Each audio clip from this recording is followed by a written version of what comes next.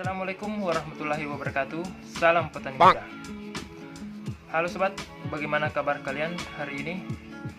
Oke, di video kali ini saya akan menjelaskan salah satu bahan aktif yang biasa digunakan dalam pembuatan insektisida, kelebihan serta sasaran hama apa saja yang akan dia kendalikan. Bahan aktif yang saya maksud di sini yaitu adalah imidacloprid.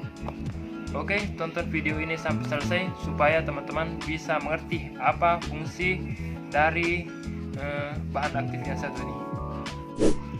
Sebelum kita melanjutkan video ini, bagi teman-teman yang belum klik tombol subscribe, agar terlebih dahulu meluangkan waktunya untuk menekan tombol subscribe yang berada di bawah channel ini. Buat yang sudah menekan tombol subscribe-nya, saya ucapkan banyak terima kasih. Semoga rezekinya tambah lancar, selalu diberi kesehatan, dan apa yang diimpikan dapat segera terwujudkan. Amin ya rabbal alamin.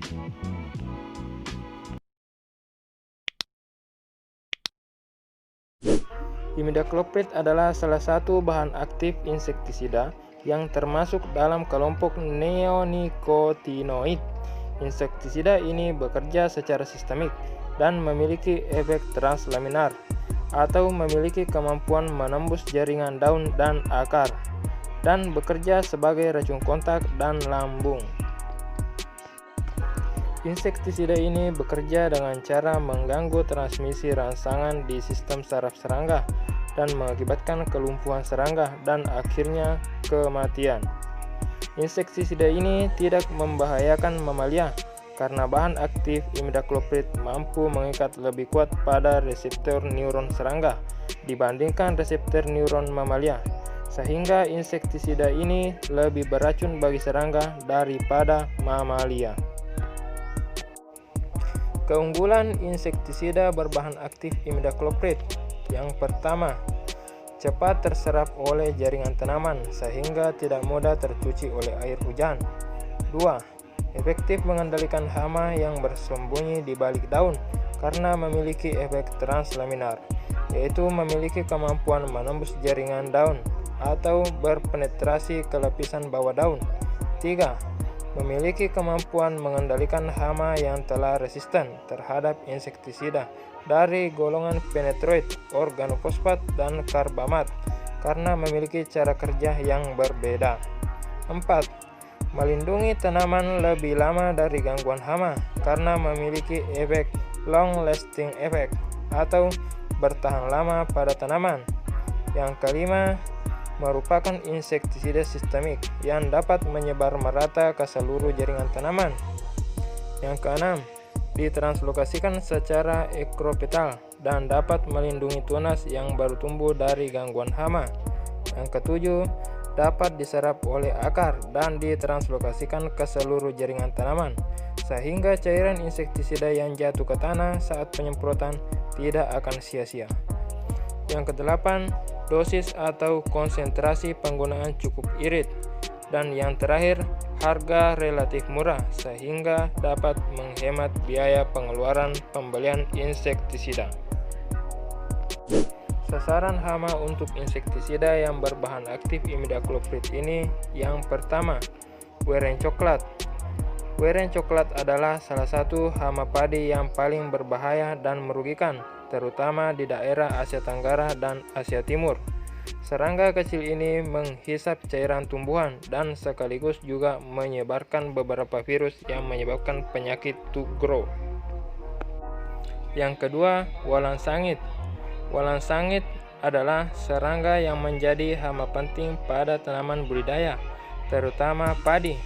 Di Indonesia, serangga ini disebut kungkang di Sunda, pianggang di Sumatera, tenang Madura, dan anango untuk daerah Sulawesi Selatan. Yang ketiga, kutu daun. Kutu daun adalah spesies serangga kecil pemakan getah tanaman. Kutu daun hidup secara berkelompok, berwarna hitam, coklat, atau hijau.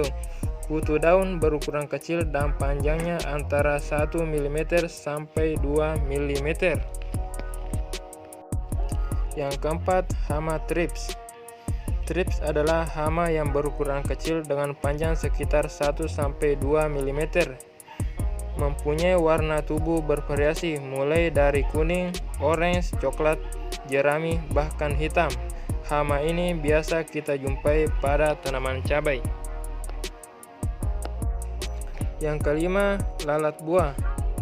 Lalat buah adalah hama yang banyak menyerang buah-buahan dan sayuran, termasuk tanaman cabai. Lalat buah merupakan salah satu hama penyebab kegagalan panen buah. Yang keenam, lalat daun. Lalat daun biasanya menyerang daun, namun bisa juga menyerang batang dan buah. Lalat ini menyerang daun tanaman dengan cara meletakkan telur di bagian epidermis daun.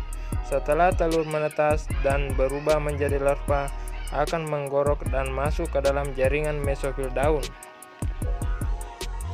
Yang ketujuh, oteng-oteng. Hama oteng-oteng atau kutu kuya merupakan kumbang perusak daun berukuran kurang lebih 1 cm dengan sayap berwarna kuning polos.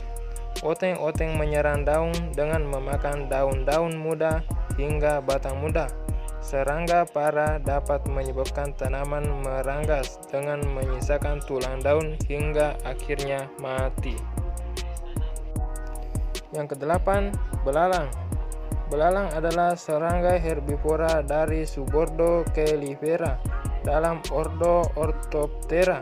Serangga ini memiliki antena yang hampir selalu lebih pendek dari tubuhnya dan juga memiliki ovipositor pendek. Yang terakhir, kupu-kupu putih. Kupu-kupu putih yang biasa disebut juga dengan kapar, ini biasa dijumpai pada tanaman padi. Kupu-kupu ini biasanya berada pada daun padi. Cukup sekian video kali ini. Bagi yang belum subscribe, silahkan klik tombol subscribe-nya karena subscribe itu gratis. Akhir kata saya ucapkan wabillahi taufiq wal hidayah. Wassalamualaikum warahmatullahi wabarakatuh. Sukses petani muda.